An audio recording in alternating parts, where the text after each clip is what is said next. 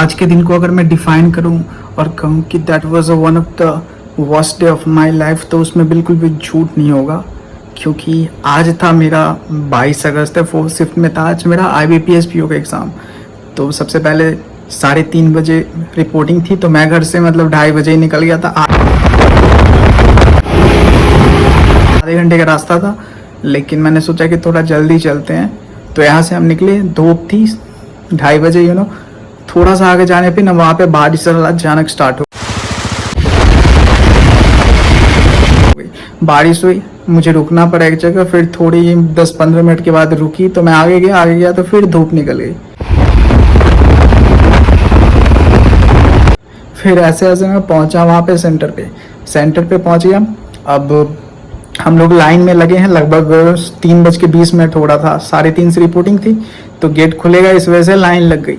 अचानक से आंधी तूफान आने लगी, बारिश होने लगा। बारिश हो रहा है मतलब लाइन खुली जगह पे थी, तो मतलब ऐसा कुछ था नहीं छुपने के लिए। सब लोग लाइन तोड़ करके इधर उधर गए छुपने, फिर भी बारिश हो रही है। आधे ड्रेस तो भीग चुकी थी वैसे ही। फिर वहाँ से अनाउंसमेंट आता है कि कुछ सर्वर एरर की वजह से थोड़ा सा टाइम लग सकता है। तो 3:30 हुआ, 3:30 से 3:45, 4, 4:30 हो गया। 4:30 तक अभी तक है ना, मतलब अंदर ही नहीं ले रहे हैं। मतलब कि जब एग्ज़ाम छोड़ने का टाइम हो गया समझ लो, उस समय तक ना एग्ज़ाम के अंदर हमें लिया ही नहीं। फिर लगभग 5 बजे के आसपास में वो एंट्री स्टार्ट हुई। 5 बजे एकदम बारिश चल रही है, भीग रहे हैं, जैसे तैसे चेक कर रहा है, अंदर भेज रहा है। अंदर जाते हैं और फिर 5:30 से स्टार्ट कर देता है। जो अटेंडेंस होता है उसके लिए अनाउंस हो रही है कि अटेंडेंस छोड़ दीजिए, आप एग्ज़ाम के बाद होगा वो अटेंडेंस। सबसे पहले कैंडिडेट को बोलिए एग्ज़ाम शुरू करने के लिए। तो ऐसे जल्दी जल्दी में एग्ज़ाम शुरू करवाया, और मेरा मतलब पूरा फ्रस्ट्रेट हो गया था इस सब से, बारिश से सब चीज़ों से। शर्ट पैंट पूरा भीग चुकी थी लगभग ऑलमोस्ट। फिर अंदर जाते हैं और सबसे पहला सेक्शन आता है इंग्लिश में कुछ 4-5 क्वेश्चंस बनाया, बहुत ईजी थे।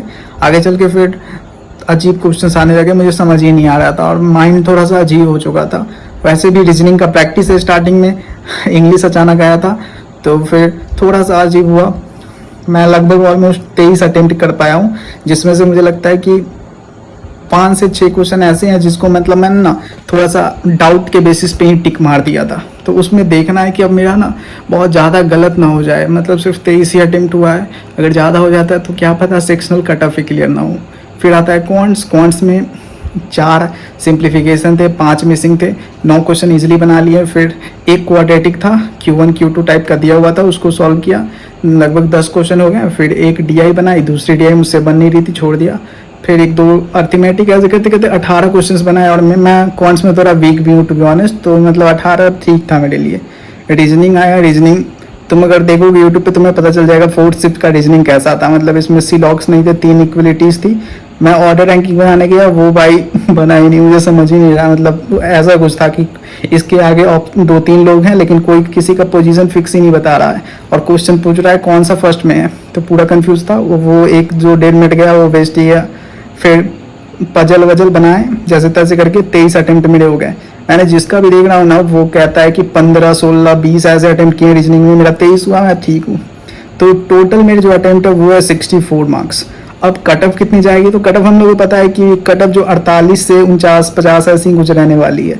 तो अगर मेरा जो 10-12 क्वेश्चन अगर गलत होते हैं, रीजनिंग मान लो, रीजनिंग है, मैथ, क्वांट्स में तो मुझे नहीं लगते गलत है, सब सही ही हो गए। रीजनिंग में हो सकता है एक निकल जाए थोड़ा सा। बाकी जो इंग्लिश है, इंग्लिश में मतलब थोड़ा सा मुझे डाउट है। मुझे बहुत मतलब थोड़ा सा सर दर्द कर रहा था स्टार्टिंग में, इस वजह से इंग्लिश में मैं फोकस ही नहीं कर पाया। अब वो देखना है कि मतलब वहाँ पे ना 10-12 क्वेश्चन गलत हो जाते हैं, फिर भी मैं सेफ में हूँ कि कट ऑफ क्लियर हो जाए। लेकिन पता चला बहुत ज़्यादा ही गलत हो गया, तब तो गड़बड़ है। क्योंकि बताऊँ ना मैं तुम्हें कि मतलब ऐसे ही हो रहा था। 10 क्वेश्चन में मुझे लगता है कि मैं एग्जैक्ट कंफर्म था कि इंग्लिश में ये तो सही होगा। बाकी जो 13 क्वेश्चन है उसमें मैं डाउट ही नहीं था, मतलब थोड़ा सा अजीब ही लग रहा था मुझे। तो देखते हैं अब। वैसे कट ऑफ तो चांसेस है क्लियर होने का, तो इसलिए अब मेंस के लिए पढ़ते हैं। दिन थोड़ा अजीब था यार शुरू से। सुबह मैं ठीक था एकदम अच्छे से पूरा, लेकिन मूड खराब हो गया। आई वॉज थिंकिंग कि मतलब मेरा अटेम्प्ट जो होगा वो 75 के अप्रॉक्स में अटेम्प्ट होना चाहिए था, जो कि 11 जो कम हुआ है ना, वो बहुत बेकार हो गया। तो तुम लोग बताना अगर फोर्थ शिफ्ट में कोई हो तो कैसा पेपर गया और रीजनिंग कैसा लगा था। रीजनिंग मतलब मुझे तो कुछ खास नहीं लगा था, एक पजल छूट दिए मैंने, वो वाले फ्लैट फ्लोर वाले टच नहीं किए, ऑड रैंकिंग किया लेकिन वो छोड़ना पड़ा, उसे समझ नहीं आया, और एक सर्टेन नंबर वाला छूट गया, तो वही 23 हुए, 12 छूट गया मुझसे, और एक और लास्ट में क्वेश्चन था कुछ, तो वो मैं नहीं पढ़ा, तो ये 12। तो यही है कट ऑफ, मुझे लगता है वही 48-49 जो सब बता रहे हैं वही जाएगा, इससे ज़्यादा अब क्या ही जाएगा, इतना सारा वैकेंसी भी है। और फोर्थ शिफ्ट में हो सकता है नॉर्मलाइजेशन का कुछ मिले, वैसे कौन से रीजनिंग में तो गलत नहीं है मेरे, मुझे लगता है आई डोंट नो, लेकिन इंग्लिश में हो सकते हैं कुछ गलत ऑब्वियसली। तो थोड़ा बहुत हो करके अगर मेरा मार्क्स अप्रॉक्सीमेट 50 भी आ जाता है, मैं कैसे भी पास कर जाऊँ, दैट्स इनफ फॉर मी। तो बस यही है।